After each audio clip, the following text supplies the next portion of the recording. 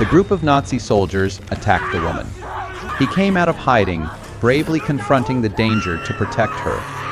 In a panic, she grabbed a kettle of hot water from the table and threw it at one of the soldiers, scalding his leg. Screaming in pain, he ran off in a frenzy. The film opens with Heinrich sprinting through the dense forests of Germany in 1945, gunfire echoing behind him as the heavy footsteps of Nazi soldiers close in. He races along muddy trails until he dives behind a fallen tree for cover. From his hiding spot, he returns fire, his bullet grazing and tearing Sergeant Doff's earlobe. But moments later, Heinrich slips and tumbles into a shallow ravine, where he's quickly captured by the advancing German forces. In front of the assembled officers, General Sternfeld sternly called out Heinrich's name, accusing him of cowardice and treason for abandoning Germany, an offense considered unforgivable in the war's chaotic final days. But to Heinrich, the Nazis represented pure evil, and the war they fought was utterly unjustifiable. For 6 years, the Nazis had massacred countless innocent civilians, a barbarity that Heinrich could never condone. When he refused to show remorse, his captors sentenced him to death by hanging, leaving him to die in silence and disgrace. But just in time, Elsa, a local farmer, appeared. She swiftly cut the rope and brought him back to her home, where he could recover in safety. After awakening from his stupor, Heinrich found himself in a small, cozy house belonging to Elsa. She lived there with her brother Paul, a young man with Down syndrome whose eyes reflected warmth and kindness. Meanwhile, one morning, General Sternfeld and his team arrived in a nearby village where he met with Mayor Robert Schlisch to gather information about the Jewish Lowenstein family. When asked, Robert explained that the villagers had expelled the Lowenstein family 7 years earlier. He led Sternfeld to their former home, now just ruins, burned down and looted by the villagers. He then invited Sternfeld and his team to stay at his hotel. Robert brought wine and food to the weary Sternfeld, who accepted gratefully after the long journey. As they spoke, Sonia, a local villager, approached and quickly guessed the Nazis' true motive, searching for hidden gold. She urged Robert to leave the village with her and start a new life elsewhere. But Robert refused, saying he had a child to care for. Disappointed and angry, Sonia walked away, calling him a coward for avoiding the truth. Later, Heinrich asked Elsa why she risked her life for him. She explained that the Nazis had kidnapped and killed her father, and she stayed in the village not out of duty, but to protect her vulnerable brother, Paul, from their cruelty. She feared they would one day take Paul away to fight a war he couldn't understand or survive. Meanwhile, Sternfeld ordered soldiers and villagers to destroy the Lowenstein house, ransacking every corner in search of the rumored hidden gold. Dürler brought urgent news. Allied forces were advancing deep into Germany and urged a retreat to safety. Sternfeld, however, stayed calm and ordered Dürler to prioritize gathering supplies instead. Deep down, Sternfeld believed they still had time enough to keep searching for the gold he was convinced was hidden among the ruins. Before leaving, Heinrich thanked Elsa sincerely for saving and caring for him.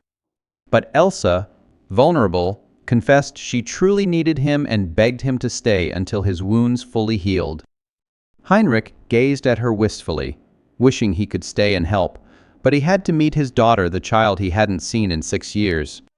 Paul nervously pointed toward the dirt road, and Heinrich soon spotted a German army truck approaching. Dürler ordered the soldiers to seize Paul's chickens, enraging Elsa. She appeared, gun in hand, eyes blazing with fury. Facing the soldiers, she declared loudly that she needed the chickens to survive, and they had no right to take more from her family. Paul broke down in tears, watching helplessly as the chickens were driven away. Dürler followed Elsa and Paul into the house, mocking Paul's Down syndrome. Suddenly, he grabbed Elsa's necklace, provoking her furious struggle to get it back. The Nazi soldiers then attacked Elsa, and when Paul tried to intervene, Dürler chased him out.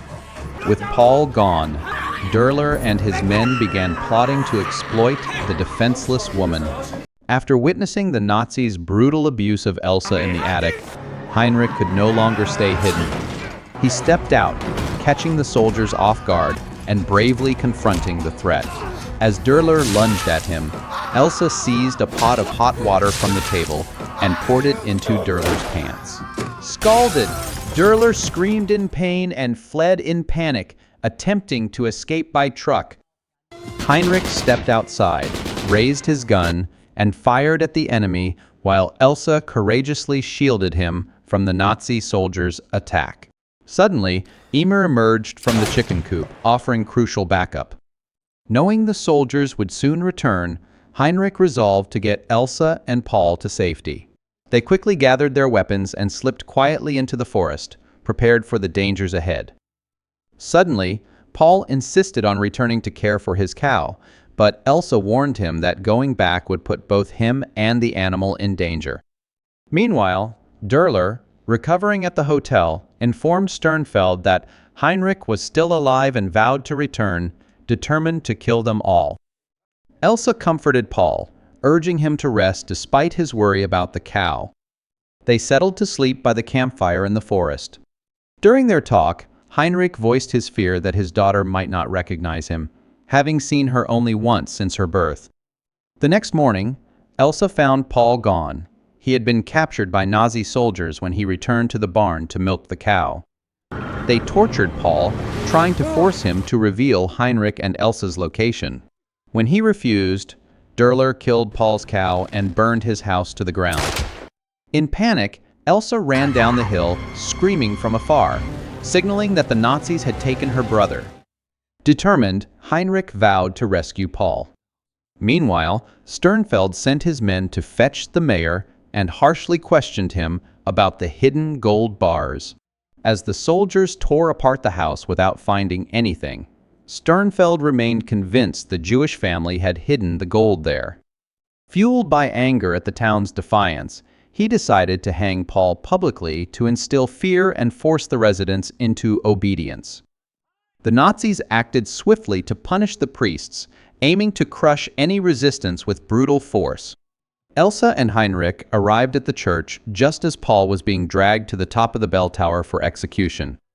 When two soldiers mocked him, calling him a fool, Paul snapped. He shoved one off the tower and shot the other dead. Chaos erupted as everyone tried to flee, but Paul, overwhelmed, kept firing at the Nazi soldiers below the tower. Sternfeld shot him dead on the spot, causing him to fall instantly. Elsa wept for her brother's loss, but held on to hope that the secrets would reach them someday. With no other choice, she prepared to leave immediately. There was no time to grieve. As Elsa descended the tower, she unexpectedly met Sternfeld on the road and attacked him only to find her gun was out of bullets. Sternfeld didn't shoot back.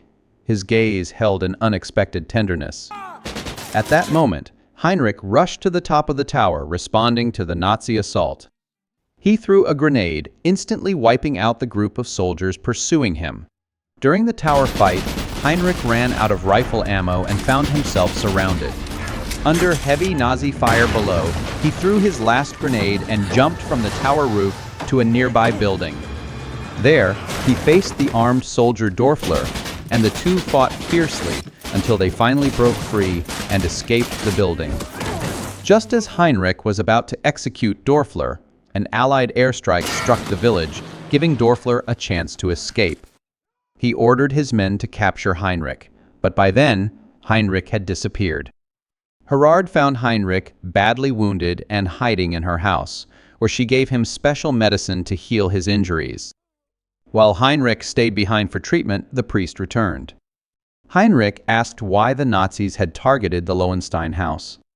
The priest explained they were searching for gold. Mayor Robert had gone to the basement to meet two friends, and they had discovered the gold's exact location. Concerned for his family's safety, Robert chose to inform Sternfeld. Suddenly, Sonia hurled a shovel at Robert, knocking him to the ground. She had no intention of sharing the gold and immediately ordered Robert's execution to claim it all. Meanwhile, Elsa stood with Sternfeld, who revealed she reminded him of his former lover, the Jewish woman he couldn't marry. To spare her from the concentration camp, he had chosen to kill her himself. Sternfeld removed the ring from his injured eye and gently placed it on Elsa's finger, vowing to protect her forever. The priest then told Heinrich about the Lowenstein family, a respected Jewish household in the area. Yet, fueled by the horrors of Hitler's genocide, Robert had resolved that the Lowensteins must share the same tragic fate. During the riot, Sonia and her friends burned the Lowenstein house and searched for the gold bars. But when they returned to claim the treasure, they found only a book in the chest. The priest had secretly taken the gold and hidden it in the church. Seizing the chance, Heinrich persuaded the priest to give the gold to Sternfeld in exchange for Elsa's safety. When Elsa found Sternfeld asleep, her curiosity caught her eye on the ring he wore. She realized it held a poison capsule and swiftly forced the pill out, letting it fall to the ground. Picking it up, she placed the pill in her mouth and feigned a kiss. As she leaned in, she slipped the pill into Sternfeld's mouth and struck him hard in the face. The poison took effect instantly, killing him on the spot. Meanwhile, Sonia and her friends soon realized the priest had taken the gold. Without hesitation, Sonia struck him with a shovel and kidnapped him. Later, Dörfler conferred with his squad when Heinrich threw a gold bar in his face, demanding Elsa's release in exchange for all the gold. Dörfler rushed to deliver the news to Sternfeld, but found the door locked and no response inside. When Dörfler broke in, he found the room empty, Elsa was gone, and Sternfeld lay dead on the floor. Dörfler had seized command after confirming Sternfeld had swallowed his cyanide capsule. He harshly accused Sternfeld of cowardice for trying to flee before the battle even began. Then, Dörfler deceived Heinrich by pretending to negotiate Elsa's release in exchange for the gold. He then hurled a grenade, knocking Heinrich unconscious. Hearing the explosion, Elsa rushed to Irmgard's house and asked about Heinrich. Irmgard said he had entered the building. Surprised but determined, the maid offered to help search the weapons collection. Elsa quickly armed herself, ready to fight the Nazis and rescue Heinrich. At the same time, Sonia and her friends had defeated the priest. During the interrogation, the priest unexpectedly revealed the gold's hidden location. Furious, Dörfler threatened to brutally kill Heinrich and his daughter if the gold wasn't handed over. When the priest led Sonia and her friends to the church, they were overjoyed to finally find the treasure. Unaware of Gerard's trap, a grenade hidden on his chest, the explosion instantly killed Sonia's companions. When Dörfler and his squad entered the church, they found the priest still clutching the gold bars now scattered from the blast.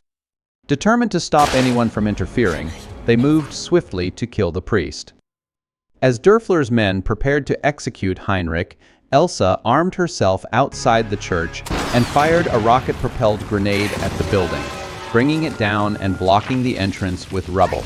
Inside, Irmgard, enraged at the sight of the priest's body, used lethal ammunition to fend off the Nazi soldiers trying to break in.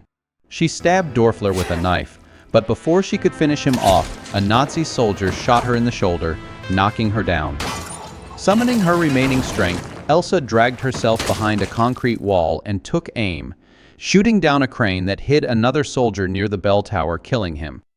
When she tried to shoot Dörfler again, she realized her rifle was out of ammo. He knocked Elsa to the ground and started choking her, but Heinrich suddenly attacked from behind, killing him with a piece of gold. Unbeknownst to them, another Nazi soldier lurked behind the bell, claiming the gold and watching as they helped each other escape the church. Sonia, revealed to be alive, then appeared and took down the hidden soldier. As Elsa and Heinrich left the building, Sonia gathered the gold bars and rode off on her horse, listening to a radio broadcast announcing Germany's defeat in World War II.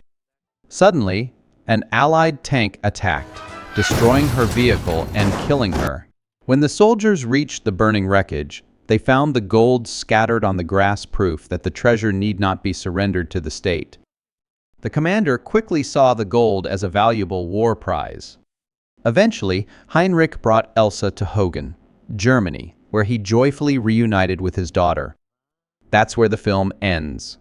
Thanks for watching. Don't forget to subscribe and turn on notifications for more videos. Have a great day.